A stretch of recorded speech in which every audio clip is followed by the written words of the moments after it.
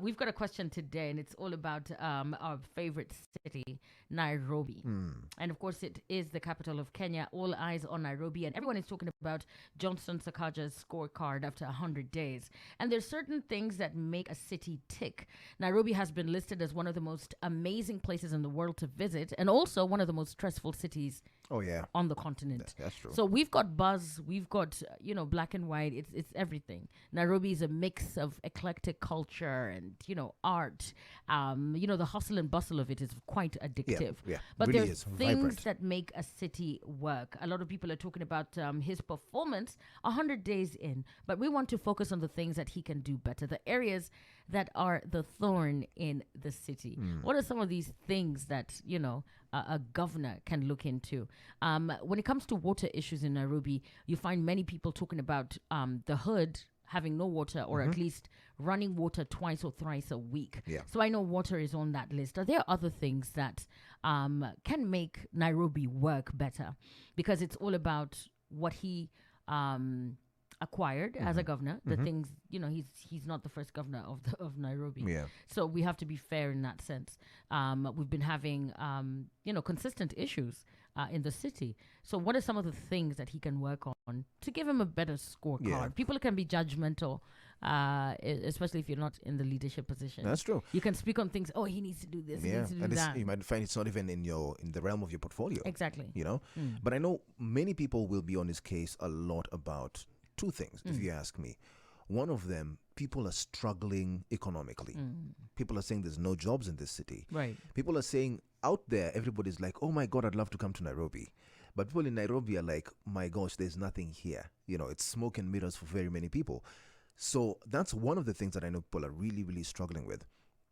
Another one is insecurity. And I know people are talking about Kindiki being the one who's in charge of that. But even as a governor, you want to feel like you're protecting your people, And of course, I know there was a hard stance and on all those type of things. But at the end of the day, maze, kunatembea hapa hivi Nairobi, usiku, you still cannot be on your phone.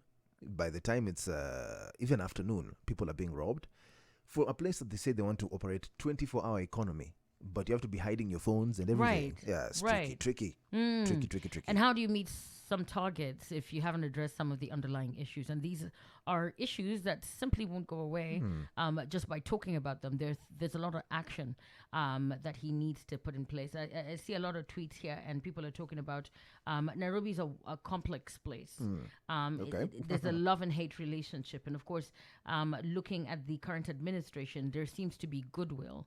But will he address the actual issues? Because there's the things you say on platforms, and then you miss out on the heart of what makes a city work. He has said this many, many times. I want to make this place better. I want to make it clean. I want to make it conducive for business. I want to make sure that everyone who comes here feels, welcome.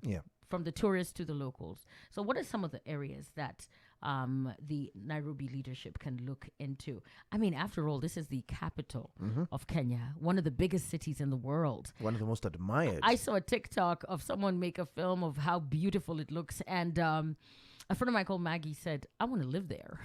She's like, I would love to live there. Is this the same Nairobi?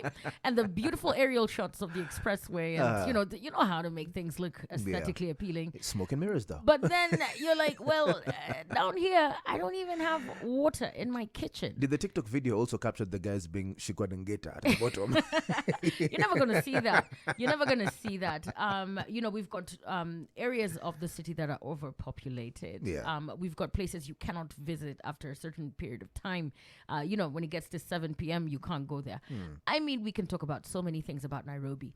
Not to say we don't love our city. We're saying, what are some of the things we can fix to make Nairobi better? What are the urgent things to look into? Get on the hashtag Morning Fix and let us know. Nation FMKE on every single platform. And of course, we've got the music machine. Yes, we do. And this is going out to everybody who's thinking we're overreacting.